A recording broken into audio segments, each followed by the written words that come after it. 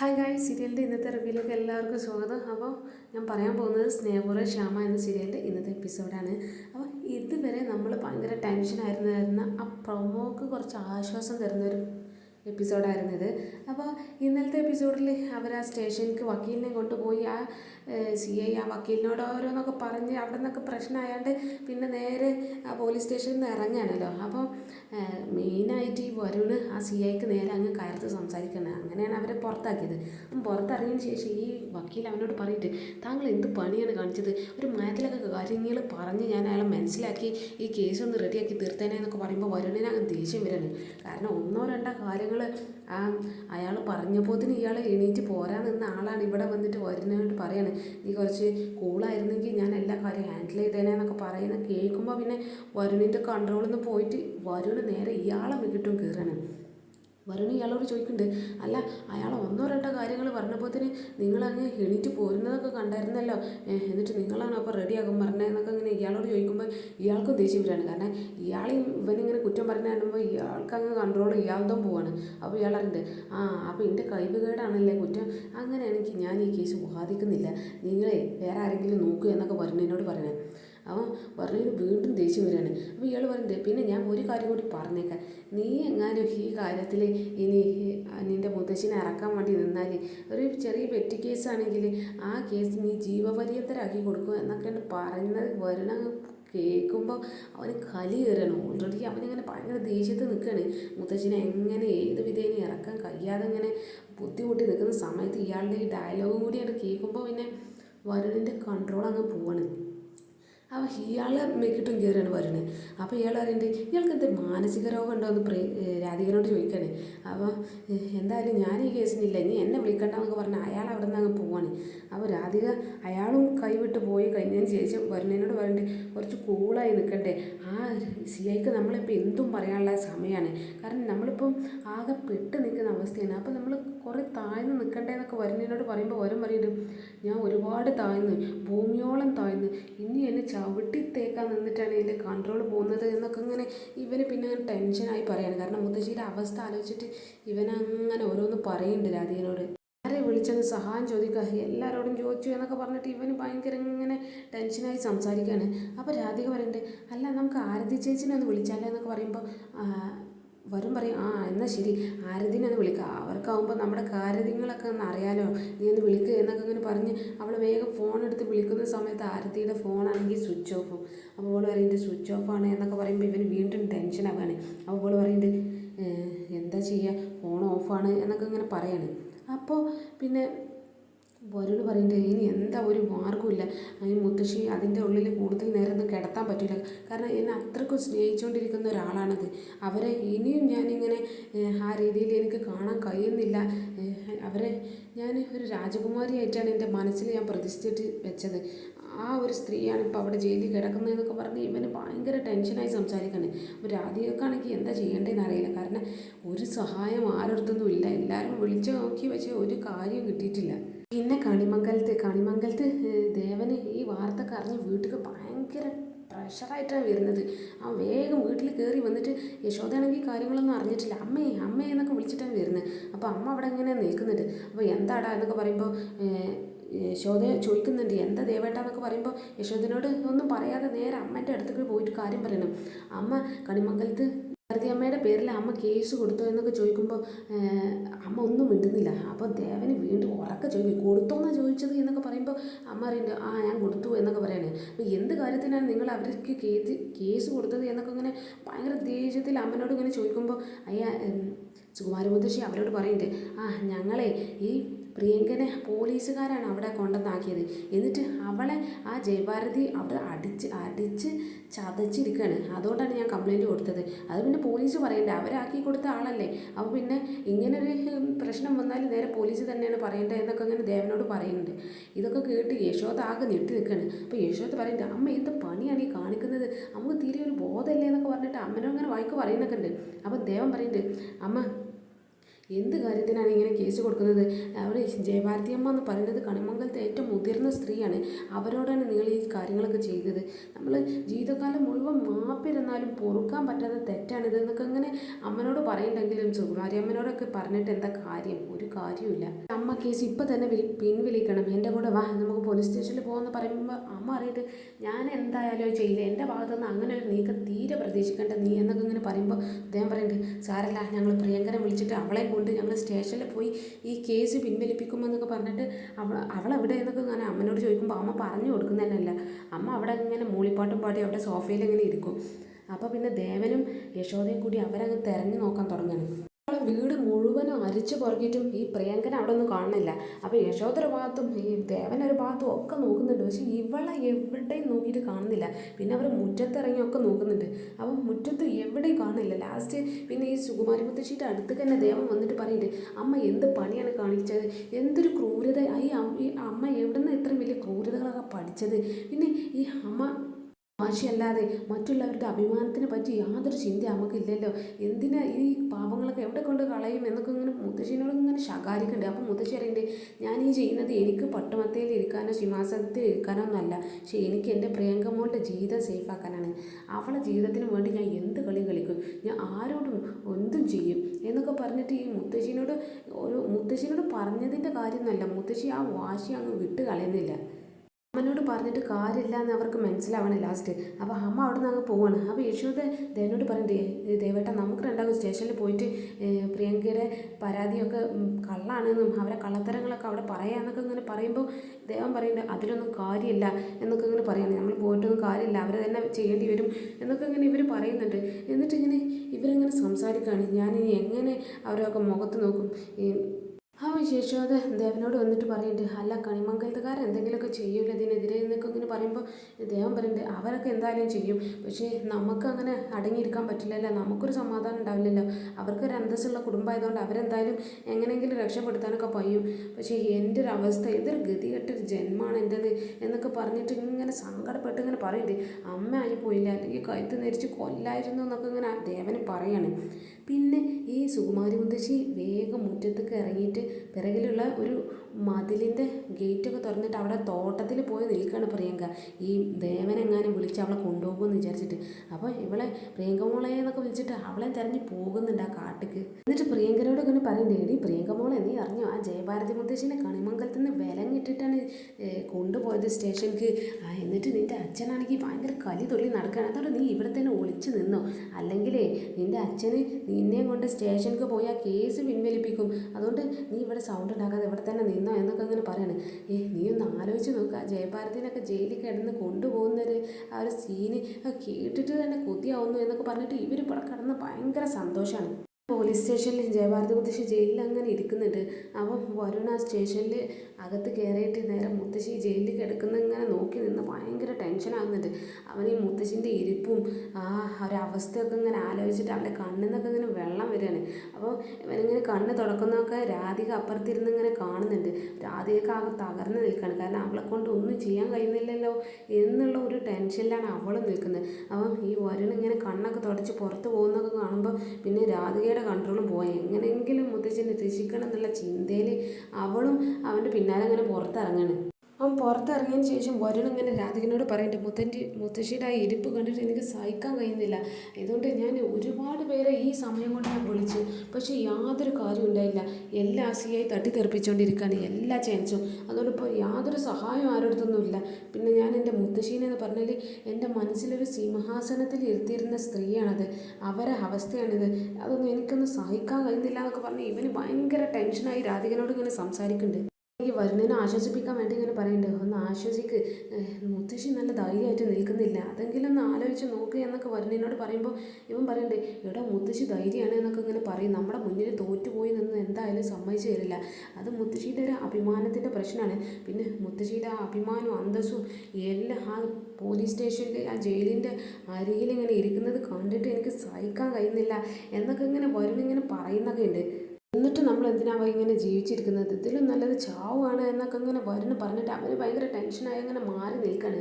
രാധികക്ക് വീണ്ടും ഇങ്ങനെ ആ മുത്തശ്ശിനെ ഒന്നുകൂടി കാണാൻ തോന്നുകയാണ്. കാരണം ഇത്രയും ഇമോഷണലായ അവൻ ആ മുത്തശ്ശിനെ അങ്ങനെ പറയുമ്പോൾ അവൾ വീണ്ടും ആ ജയിലിനകത്ത് കയറിയിട്ട് മുത്തശ്ശിനെ ഇങ്ങനെ നോക്കുമ്പോൾ മുത്തശ്ശി ആകെ ഡെസ്പായിട്ട് അവിടെ അങ്ങനെ ഒരു മൂലയിൽ ഇരിക്കുന്ന ഇങ്ങനെ കാണുമ്പോൾ ഇവളും ആകെ തകർന്നു പോവാണ്. എന്തെങ്കിലും ഒന്ന് ചെയ്തേ പറ്റുള്ളൂ എന്നൊക്കെ ഇങ്ങനെ വിചാരിച്ച് നിൽക്കുകയാണ്. ആ സമയത്ത് പുറത്ത് വരുണിൻ്റെ ഫോണിലേക്ക് ഒരു കോള് വരികയാണ്. അവൻ പ്രിയങ്കയാണ് എന്ന് കാണുമ്പോൾ ഇവന് ഭയങ്കര ദേഷ്യപ്പെടുന്നു. നീ എന്തിനാ എന്നെ വിളിച്ചത് എന്നൊക്കെ പറഞ്ഞിട്ട് അവളോട് അങ്ങനെ കാര്യത്തിൽ സംസാരിക്കുന്ന കണ്ട് വരുണ്. പ്രിയങ്കയാണെങ്കിൽ നല്ല കൂളായിട്ടാണ് സംസാരിക്കുന്നത്. ആ ഒരു അഹങ്കാരം ജാടയൊന്നും ഇല്ലാതെ നല്ല കൂളായിട്ട് സംസാരിക്കുകയാണ്. ഗുഡ് മോർണിംഗ് വരുൺ എവിടെയാണ്? ഇവിടെ ഈ അമ്മയും അച്ഛനും കൂടി എന്നെ നിർബന്ധിച്ചുകൊണ്ടിരിക്കുകയാണ് ഈ സ്റ്റേഷനിൽ പോയി കേസ് പിൻവലിക്കണം എന്നൊക്കെ പറഞ്ഞിട്ട്.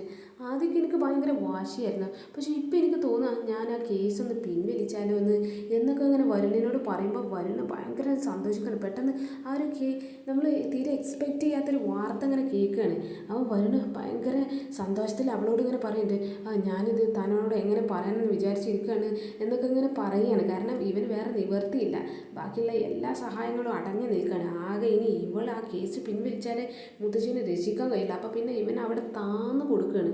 പ്രിയങ്ക പറയുന്നത് എനിക്കറിയാം വരുൺ അവിടെ സ്റ്റേഷൻ്റെ പുറത്ത് ഭയങ്കര ടെൻഷനായി നിൽക്കുമായിരിക്കും, ഒരു സഹായം ചെയ്യാൻ കഴിയാതെ എന്നൊക്കെ എനിക്കറിയാം, അതൊക്കെ എനിക്ക് മനസ്സിലാവുന്നുണ്ട്. അതുകൊണ്ട് ഞാൻ വരട്ടെ, പിന്നെ നിങ്ങൾ വേറെ എന്തെങ്കിലുമൊക്കെ സഹായം ആരോടെങ്കിലുമൊക്കെ ചെയ്യാൻ വേണ്ടി ചെയ്തോ എന്നൊക്കെ ഇങ്ങനെ ഇവളൊന്നും അറിയാത്ത മട്ടിൽ ഇങ്ങനെ സംസാരിച്ചുകൊണ്ടിരിക്കുകയാണ്. പക്ഷെ വരുൺ ആ സമയത്ത് അവൾക്കങ്ങ് താഴ്ന്ന് കൊടുക്കുകയാണ്. പറയുന്നുണ്ട് ഞാൻ കുറേ ട്രൈ ചെയ്തു പക്ഷെ ഒന്നും നടന്നിട്ടില്ല എന്നൊക്കെ ഇങ്ങനെ ഇവന് ഒരു പ്രശ്നമില്ലാത്ത രീതിയിലാണ് ഇവളോട് സംസാരിക്കുന്നത്. പക്ഷെ ഇവൾ പറയുന്നുണ്ട്, എനിക്കറിയാൻ വരുണേ, എന്തായാലും ഞാൻ അങ്ങോട്ട് വന്നിട്ട് ആ കേസൊക്കെ ഒന്ന് പിൻവലിക്കുക എന്നൊക്കെ ഇങ്ങനെ പറയുന്നുണ്ട്. പിന്നെ വരുന്ന എന്തെങ്കിലുമൊക്കെ ഒരു പ്രശ്നം വന്നാൽ ഇനി ഞാനതൊക്കെ മനസ്സിലാക്കേണ്ടതല്ലേ, അതൊക്കെ എനിക്ക് മനസ്സിലാകുന്നുണ്ട്, അതുകൊണ്ട് ഒന്നും വിചാരിക്കേണ്ടതെന്നൊക്കെ പറഞ്ഞിട്ട് ഇവൾ ഭയങ്കര സോപ്പിട്ട് സംസാരിക്കുകയാണ്. വരുണിനാണെങ്കിൽ വേറെ അവസരങ്ങളൊന്നും ഇല്ലാത്തതുകൊണ്ട് ഇവൾക്ക് അങ്ങ് താഴ്ന്ന് കൊടുക്കുന്നുണ്ട്. കാരണം അവന് ഭൂമിയോളം താവുന്നത് അതും ഈ പ്രിയങ്കയുടെ മുന്നിൽ ആദ്യമായിട്ടായിരിക്കും. ഞാനും മുത്തശ്ശിനെയും കൂട്ടിയിട്ട് അങ്ങോട്ട് വന്നിട്ട് കേസ് പിൻവലിക്കാമെന്നൊക്കെ ഇങ്ങനെ പറയാണ്. അവൻ വരുണിന് ഭയങ്കര സന്തോഷമാണ്. വരുണ് പറയില്ല, അങ്ങനെ ഒരു കാര്യം ചെയ്തു തന്നാൽ ഞാൻ നീ ചോദിക്കുന്ന എന്തും ഞാൻ തരും എന്നൊക്കെ ഇങ്ങനെ പറയുമ്പോൾ പ്രിയങ്കയുടെ മുഖം അങ്ങ് മാറുകയാണ്. അവൻ പ്രിയങ്ക മുത്തശ്ശിനോട് സക്സസ് എന്ന് ഇങ്ങനെ ആക്ഷൻ കാണിച്ച് പറഞ്ഞു കൊടുക്കുന്നുണ്ട്. അവൻ മുത്തശ്ശി ഇങ്ങനെ ഭയങ്കര സന്തോഷവതിയായിട്ട് ഇങ്ങനെ പറഞ്ഞോന്നൊക്കെ ഇങ്ങനെ ആക്ഷൻ കാട്ടിക്കൊണ്ടിരിക്കുകയാണ്. അപ്പോൾ ഇവൾ പറയുന്നത്, അങ്ങനെയാണെങ്കിലേ ഞാൻ പറയുന്ന ഒരു കാര്യം എനിക്ക് സാധിച്ചു തരുമോ എന്നൊക്കെ ഇങ്ങനെ ചോദിക്കുമ്പോൾ അവന് സാധിച്ചു തരാം എന്നൊക്കെ ഇങ്ങനെ പറയാണ്. അപ്പോൾ ഇവൾ ചോദിക്കുന്നത് എന്താണെന്ന് വെച്ചാൽ നീ രാധികേനെ ഉപേക്ഷിക്കണം എന്നാണ് പറയുന്നത്. ഇത് കേൾക്കുമ്പോൾ പിന്നെ വരുണ അങ്ങ് ഷോക്കാകുകയാണ്. എന്നെ ഭാര്യയായിട്ട് സ്വീകരിക്കണം, എന്താ ആ പറഞ്ഞ കാര്യത്തിന് വരുണ് റെഡിയാണെങ്കിൽ ആ നിമിഷം ഞാൻ വന്നിട്ട് കംപ്ലൈൻറ്റ് അങ്ങ് പിൻവലിക്കുക എന്നൊക്കെ വരുണിനോട് ഇങ്ങനെ പ്രിയങ്ക പറയാണ്.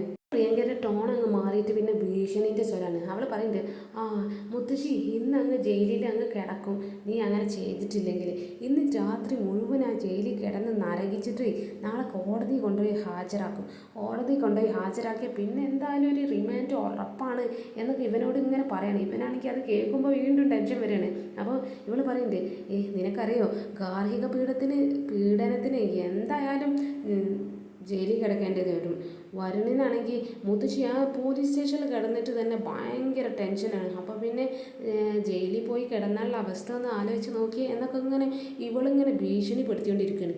സമയത്ത് വരും പറയുന്നുണ്ട്, എടി നീ അവസരം മുതലെടുക്കുകയാണ് എന്നൊക്കെ ഇങ്ങനെ പറയുമ്പോൾ അവൾ പറയുന്നുണ്ട്, അല്ലാതെ പിന്നെ നീ എന്താ വിചാരിച്ചത്, ഞാനൊരു പൊട്ടിയാണെന്ന് വിചാരിച്ചോ? ഈ കണിമംഗലം വീട്ടിലുള്ള എല്ലാവരും എനിക്കെതിരെ കൈ ചൂണ്ടി നിന്നാലും ഞാൻ പതറൊന്നുമില്ല എന്നൊക്കെ ഇങ്ങനെ അവൾ ഭയങ്കര പകയോടെ ഇങ്ങനെ സംസാരിക്കാൻ തുടങ്ങുക. നേരത്തെ കൂളായി സംസാരിച്ചിരുന്ന അവളുടെ ടോണാണ് ഇപ്പം മാറിക്കൊണ്ടിരുന്നത്. പറഞ്ഞ കാര്യങ്ങൾ എന്തായാലും വരുണിനെ കൊണ്ട് ഞാൻ ചെയ്യിപ്പിച്ചിരിക്കും, കുറച്ച് സമയം എന്തായാലും ഞാൻ തരാം വരുണിനൊന്ന് ചിന്തിക്കാൻ. ഇപ്പം മുത്തശ്ശി മാത്രമേ ജയിലിലുള്ളൂ, വീട്ടിലെ എല്ലാവരും ഞാൻ ജയിലിൽ കയറ്റും എന്നൊക്കെ ഇവളിങ്ങനെ ഭീഷണിപ്പെടുത്തുന്നത്. അതിൻ്റെ ഇടയിൽ വരുൺ അവിടെ നിന്ന് ഇടി എന്നൊക്കെ ഇങ്ങനെ വിളിക്കുന്നുണ്ട്. അപ്പോൾ ഇവൾ പറയുന്നുണ്ട്, കുടുംബത്തിൽ ബാക്കിയുണ്ടല്ലോ ഒരുപാടെണ്ണ, അവരെ എല്ലാവരും ഞാൻ സ്റ്റേഷനിൽ എത്തിച്ചിരിക്കുന്നു പറഞ്ഞ് നാമ്പെടുത്തപ്പോൾ ഉണ്ടാവും അവളെ കയ്യിൽ നിന്ന് ഒരു ഫോൺ വാങ്ങിയിട്ട് ദേവന് വന്നിരിക്കുകയാണ്. ദേവൻ അവിടെ ചേകിട്ടെത്തിട്ട് ഒറ്റ അടിയാന്ന് വെച്ച് കൊടുക്കുകയാണ്. ിരുന്ന മുത്തശ്ശിയുടെ മുഖഭാവം അങ്ങ് മാറണം. അയ്യോ എന്നൊക്കെ പറഞ്ഞിട്ട് തീരെ എക്സ്പെക്റ്റ് ചെയ്യാത്തൊരു അടിയായിരുന്നു അത്. കാരണം അവർ സംസാരിക്കുന്നിടത്തേക്ക് ദേവൻ വരുന്ന അവർ തീരെ പ്രതീക്ഷിച്ചിട്ടില്ല. ദേവൻ എന്തായാലും ഇവൾ പറഞ്ഞ ഈ ഭീഷണിയൊക്കെ ഫുള്ള് കേട്ടുള്ള കലിപ്പ് മുഴുവൻ അവൾ ആ ചെയ്തിട്ടത് കൊടുത്ത് തീർത്തിരിക്കുകയാണ്. എന്തായാലും ഇവളെ ഈ സംസാരമൊക്കെ കേട്ടിട്ടൊന്ന് കൊടുക്കാനൊക്കെ എന്തായാലും എനിക്കും തോന്നി. ആ ഒരു അവസരം എന്തായാലും ദേവൻ അങ്ങ് തീർത്ത് തന്നിട്ടുണ്ട്. അവളോട് ചോദിക്കണേ, നാണല്ലേടി നിനക്ക് ഒരു പെണ്ണിൻ്റെ ഭാര്യ പദവി ചോദിച്ചു വാങ്ങാൻ നിനക്കൊരു നാണല്ലേ? നിനക്ക് ഈ സ്ത്രീയുടെ അഭിമാനത്തെക്കുറിച്ചൊക്കെ നീ എവിടുന്നാടി പഠിച്ചത് എന്നൊക്കെ പറഞ്ഞിട്ട് അവളെ അങ്ങ് ശകാരിക്കാൻ തുടങ്ങുന്നു. സ്ത്രീനെ ആത്മാർത്ഥമായി സ്നേഹിച്ചുകൊണ്ടിരിക്കുന്ന ഒരാളെ പിടിച്ച് നീ നിൻ്റെ വാശിയിൽ ഇങ്ങനെ പിടിച്ച് കല്യാണം കഴിക്കാനൊക്കെ നിനക്ക് ആരടി ഇതൊക്കെ പഠിപ്പിച്ച് തന്നത് എന്നൊക്കെ പറഞ്ഞിട്ട് അവൾക്ക് കണക്കിന് കൊടുക്കുന്നുണ്ടായാലും എന്തായാലും ദേവൻ ഇതുവരെ മിണ്ടാതിരുന്ന എല്ലാത്തിനും ദേവന് ഇപ്പം അങ്ങ് കലി തീർത്തുകൊണ്ടിരിക്കുകയാണ് പ്രിയങ്കനോട്.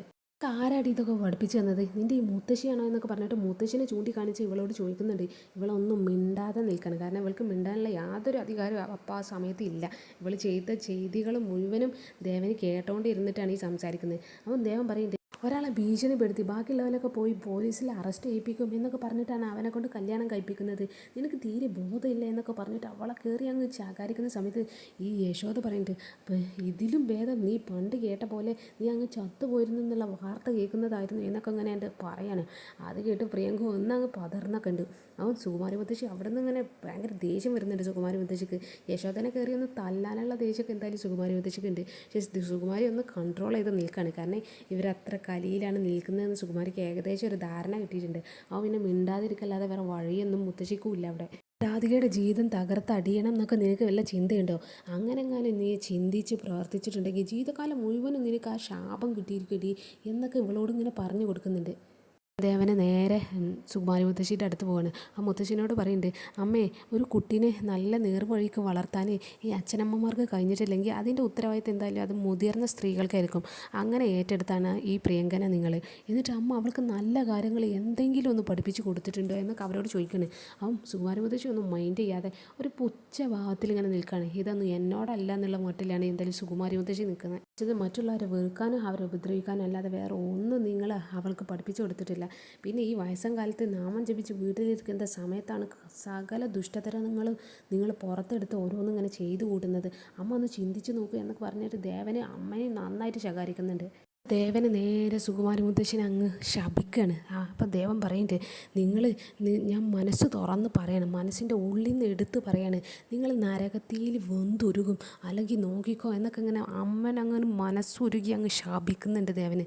എന്നിട്ട് നേരെ പ്രിയങ്കയുടെ അടുത്തേക്ക് വന്നിട്ട് ആ ഫോൺ അവളെ കൈ കൊടുത്തിട്ട് പറയുന്നുണ്ട്, ഇന്ന് ഫോൺ വെച്ചോ, കാരണം ഭീഷണിപ്പെടുത്താൻ ഇനിയും കുറേ ആൾക്കാരുണ്ടാവില്ല, ആരൊക്കെ വിളിച്ചങ്ങ് ഭീഷണിപ്പെടുത്ത് എന്നൊക്കെ പറഞ്ഞിട്ട് അവളെയും ശകാരിച്ചിട്ട് അങ്ങ് പോവുകയാണ് ദേവന്. അങ്ങനെ ശപിച്ച് പോയിട്ട് മുത്തശ്ശിക്ക് ഒരു യാതൊരു കൂസലില്ലാതെ നിൽക്കുന്ന കാണുമ്പോൾ യശോദ നേരെ മുത്തശ്ശിയുടെ അടുത്ത് വന്നിട്ട് പറയുന്നുണ്ട്, സ്വന്തം മോനാണ് മനസ്സൊരുങ്ങി ഇപ്പോൾ ശപിച്ച് പോയത്, എന്നിട്ട് അമ്മയ്ക്കൊരു കൂസലുമില്ല, ഒരു കണ്ണിന്നൊരു തുള്ളി കണ്ണുനീര് പോലും പൊടിഞ്ഞിട്ടില്ല, എങ്ങനെ നിങ്ങളൊക്കെ ഇങ്ങനെ ആയത് എന്നൊക്കെ പറഞ്ഞിട്ട് യശോദ അവിടെ നിന്ന് അങ്ങ് പോവുകയാണ്. പിന്നെ നേരെ ആ പോലീസ് സ്റ്റേഷനിൽ കാണിക്കുകയാണ്. ആ CI ഭയങ്കര സന്തോഷത്തിൽ ആ സ്റ്റേഷനിൽ ഇരിക്കുകയാണ്. എന്നിട്ട് സ്റ്റേഷനിൽ ഇരുന്നിട്ട് അവിടുന്ന് ഏതോ ഒരു സ്കൂളിൽ നിന്ന് ഒരാൾ വിളിക്കുകയാണ്, പ്രോഗ്രാമിന് അയാളെ കൊണ്ട് പരിപാടിക്ക് വരാൻ പറഞ്ഞിട്ട് ഇങ്ങനെ വിളിക്കുകയാണ്. അപ്പം ടോപ്പിക് എന്താണെന്ന് വെച്ചാൽ പോലീസുകാരുടെ ഉത്തരവാദിത്വവും ധാർമ്മിക ബോധവും എന്നുള്ള ഉത്തരവാദിത്തം അല്ല ടോപ്പിക്കാണ് ഇയാൾക്ക് കൊടുത്തത്. അയാൾക്ക് കൊടുക്കാൻ പറ്റിയൊരു ടോപ്പിക്ക്. ഇയാളിങ്ങനെ ചിരിച്ച് അങ്ങനെ സംസാരിക്കാൻ, അതൊക്കെ ഞാൻ എന്തായാലും ചെയ്തിരിക്കും എന്നൊക്കെ പറഞ്ഞ് ഇയാളങ്ങനെ ചിരിച്ച് സംസാരിക്കുന്ന സമയത്തേക്കാണ് രാധിക അങ്ങോട്ട് വരുന്നത്. അപ്പോൾ രാധികനെ കാണുമ്പോൾ ഇയാൾ പറയുന്നുണ്ട്, പിന്നെ എൻ്റെ എക്സ്പീരിയൻസൊക്കെ വെച്ചിട്ട് എനിക്ക് ഒരുപാട് കാര്യങ്ങൾ സംസാരിക്കാനുണ്ടാകും, അതുകൊണ്ട് എന്തായാലും സ്കൂളിൽ വെച്ച് കുട്ടികളോടല്ലേ എല്ലാം ഞാൻ പറഞ്ഞ് മനസ്സിലാക്കാമെന്നൊക്കെ ഇങ്ങനെ പറഞ്ഞിട്ട് അയാൾ ഫോൺ വെക്കുകയാണ്. രാധികനോട് നേരെ ഈ CA ചോദിക്കുന്നു, എന്താ കാര്യം എന്നൊക്കെ പറയുമ്പോൾ രാധിക പറയുന്നുണ്ട്, സർ എനിക്ക് മുത്തശ്ശിനോടൊന്ന് സംസാരിക്കണം എന്നൊക്കെ പറയാണ്. അപ്പോൾ എന്താ സംസാരിച്ചിട്ട് എന്നൊക്കെ പറയുമ്പോൾ അവളിങ്ങനെ ഒന്നും മിണ്ടാതിരിക്കുകയാണ്. അപ്പോൾ ഇയാൾ പറയുന്നുണ്ട്, എനിക്കറിയാം നിൻ്റെ അനിയത്തി പ്രിയങ്ക നിന്നോടൊരു വാക്ക് പറഞ്ഞിട്ടുണ്ടല്ലേ അവരെ റിലീസ് ചെയ്യാൻ വേണ്ടിയിട്ട്. എന്തായാലും പ്രിയങ്കനെ നിൻ്റെ സ്ഥാനത്ത് നിന്ന് വരുന്ന ജീവിതത്തിൽ നിന്ന് മാറിക്കൊടുക്കും, പ്രിയങ്ക അവിടെ കയറട്ടെ, എന്നാൽ നീ പറയുന്ന നിമിഷം ഞാൻ അവരെ റിലീസ് ചെയ്യാം, അല്ലെങ്കിൽ അവരിവിടെ നിന്ന് പുറത്ത് കിടക്കില്ല, അവർ ഈ ജയിലിൻ്റെ അകത്ത് തന്നെ കിടക്കും. ഇത് നിനക്ക് കിട്ടിയൊരു അവസരമാണ്, ഈ അവസരം കൂടി പാഴാക്കി കളഞ്ഞാലുണ്ടല്ലോ നിൻ്റെ മുത്തശ്ശി പിന്നെ സെൻട്രൽ ജയിലിൽ പോയി കിടക്കും എന്നൊക്കെ ഇവളങ്ങനെ ഭീഷണിപ്പെടുത്താണ്. ഇവൾക്കാണെങ്കിൽ ഭയങ്കര ദേഷ്യം വരുന്നുണ്ട്, പക്ഷെ ആ കൺട്രോൾ ചെയ്ത് നിൽക്കണം അവൾ, കാരണം വേറെ വഴിയില്ല. ഈ ഒരു അവസരം കൂടി പാഴാക്കി കഴിഞ്ഞാൽ അയാൾ നേരെ സ്റ്റേഷനിൽ നേരെ കോടതിയിൽ കൊണ്ടുപോയി ഹാജരാക്കി ശിക്ഷ വാങ്ങിച്ചു കൊടുക്കുമെന്നാണ് ഇയാൾ പറയുന്നത്. ഇയാൾ പറയുന്നത്, ഇത് നിനക്കുള്ള അവസാനത്തെ ചാൻസാണ്, ഈ ചാൻസ് കൂടി നീ പ്രയോജനപ്പെടുത്തിയിട്ടില്ലെങ്കിൽ അറിയാലോ മോളെ, വേറെ ചാൻസ് നിനക്കില്ല എന്നൊക്കെ പറയുന്നുണ്ട്. എന്നിട്ട് ഇയാൾ പറയുന്നുണ്ട്, നീ അഥവാ എങ്ങാനും നീ ഇതിനൊന്നും അംഗീകരിച്ചിട്ടില്ല, നീ വരുണിൻ്റെ ജീവിതത്തിൽ നിന്ന് പുറത്ത് പോകില്ല എന്നുണ്ടെങ്കിൽ അവർ ഇവിടെ കിടക്കും. അത് എത്ര കാലം കിടക്കണമെന്ന് ഞാൻ തീരുമാനിക്കും. എന്നിട്ട് ഞാൻ അവരെ ഇവിടെ കിടത്തി നന്നായിട്ട് പെരുമാറും. അവരെ ഞാൻ ഇവിടെ കിടന്ന് നരകിപ്പിക്കും. എന്നിട്ട് അവർ ചിലപ്പോൾ ഇവിടെ കിടന്നിട്ടായിരിക്കും അവരെ അന്ത്യശ്വാസം വലിക്കുന്നത് എന്നൊക്കെ ഇങ്ങനെ ഇവളോട് ഇങ്ങനെ ചെവിയിൽ വന്ന് ഇങ്ങനെ ഇയാൾ പറയണേ. ഇതൊക്കെ കേൾക്കുമ്പോൾ പിന്നെ രാധികയുടെ കൺട്രോൾ അങ്ങ് പോവാണ്. അപ്പോൾ ഇവൾ പറയുന്നുണ്ട്, എനിക്ക് എൻ്റെ മുത്തശ്ശിനെ രക്ഷിച്ചേ പറ്റുള്ളൂ എന്നൊക്കെ ഇങ്ങനെ പറയുമ്പോൾ ഇയാൾ അറിയുന്നത്, അപ്പം നിനക്ക് കാര്യങ്ങളൊക്കെ മനസ്സിലായി എന്നർത്ഥം. എന്തായാലും നീ ഇപ്പം നല്ല ബുദ്ധിപരമായിട്ടാണ് നീ പ്രവർത്തിച്ചത്. അതുകൊണ്ട് നീ മുത്തശ്ശിനോട് കയറി സംസാരിച്ച ഇതേക്കുറിച്ച് എന്നൊക്കെ പറഞ്ഞിട്ട് അവർ ബെല്ലടിച്ചിട്ട് അവിടെ നിന്ന് ഒരു സ്റ്റേഷനിൽ നിന്ന് ഒരു സ്ത്രീനെ അങ്ങോട്ട് വിളിച്ചു വരുത്താൻ, ഒരു പോലീസ് ഒരു കോൺസ്റ്റബിളിനെ. അപ്പോൾ അവരോട് പറയുന്നുണ്ട് അവരെ കാണിച്ചു കൊടുക്കുക എന്നൊക്കെ പറയുമ്പോൾ രാധിക അവരെ കൂടെ അങ്ങ് പോവാണ്. അപ്പോൾ രാധിക നേരെ പോയി സ്റ്റേഷനിൽ ആ ജയിലിൻ്റെ അടുത്തെത്തിയിട്ട് ഈ സെല്ല് ഈ കോൺസ്റ്റബിൾ തുറന്നു കൊടുക്കുകയാണ്. അപ്പോൾ രാധികനെ കാണുമ്പോൾ ജയഭാരതി മുത്തശ്ശിക്ക് ഭയങ്കര സന്തോഷമാണ്. മോളെ എന്നൊക്കെ പറഞ്ഞിട്ട് അവർ ആ ഇരുന്നെടുത്തു നിന്നൊക്കെ വേഗം എഴുന്നേൽക്കുന്നൊക്കെ ഉണ്ട്. അപ്പോൾ സെല്ല് തുറന്നു കഴിഞ്ഞിട്ട് ഇവർ രണ്ടുപേരും കെട്ടിപ്പിടിച്ച് കരയാണ്. ഭയങ്കര ഹാപ്പി ആയിട്ട് ഇങ്ങനെ ഇവർ ഈ ഒരു അവസ്ഥയിൽ ഇനി എന്താ ചെയ്യാന്ന് യാതൊരു മാർഗ്ഗവും ഇല്ലാതെയാണ് ഇവർ രണ്ടുപേരും അവിടെ നിൽക്കുന്നത്. അപ്പോൾ ഇവർ ഈ ഹഗ്ഗൊക്കെ ചെയ്യുന്നത് കണ്ടിട്ട് ആ പോലീസുകാർ പറയുന്നുണ്ട്, അപ്പം നിങ്ങൾ സംസാരിക്കുക എന്നൊക്കെ പറഞ്ഞിട്ട് അവരങ്ങ് ഒരു പ്രൈവസിക്ക് മാറി കൊടുക്കുകയാണ്. അപ്പോൾ മാറിക്കൊടുത്ത് കഴിഞ്ഞതിന് ശേഷം ഇവരിങ്ങനെ ഓരോന്ന് കെട്ടിപ്പിടിച്ചിങ്ങനെ നോക്കുന്ന സമയത്തുണ്ടാകും നമ്മുടെ വരുണ് അവിടുന്ന് അങ്ങനെ ഇതൊക്കെ നോക്കി നിൽക്കുകയാണ്. അവൻ വരുണും നേരെ മുത്തശ്ശിയുടെ അടുത്തേക്ക് വരാൻ നിൽക്കുന്ന സമയത്ത് ആ പോലീസുകാരൻ ആ CI അവിടെ അങ്ങനെ എല്ലാം നോക്കി നിൽക്കുകയാണ്. ഈ CI വരുണ അകത്ത് കയറി മുത്തശ്ശിനോട് സംസാരിക്കാൻ പോകുന്നത് ഇങ്ങനെ ഇയാൾ കണ്ടിട്ട് അയാളങ്ങ് സംസാരിക്കണേ, അതേ ഒരു മിനിറ്റ് എങ്ങോട്ടാണ് പോകുന്നത് എന്നൊക്കെ ചോദിക്കണേ. അപ്പോൾ അതിൻ്റെ അർത്ഥം വരുണിനെ മുത്തശ്ശിനെ കൊണ്ട് കാണാൻ സമ്മതിപ്പിക്കുന്നില്ല ഈ CI. അപ്പം മിക്കവാറും ആ സമയത്താണ് എപ്പിസോഡ് കഴിയുന്നത്. അപ്പോൾ നാളെ ഇനി മിക്കവാറും വരുണിനെ കൊണ്ട് സംസാരിപ്പിക്കാൻ സമ്മതിക്കില്ല. രാധികയാണെങ്കിൽ ഇനി വരുണിനെ ഉപേക്ഷിച്ച് പോവുകയാണെന്ന് പറയുന്നതായിരിക്കാം.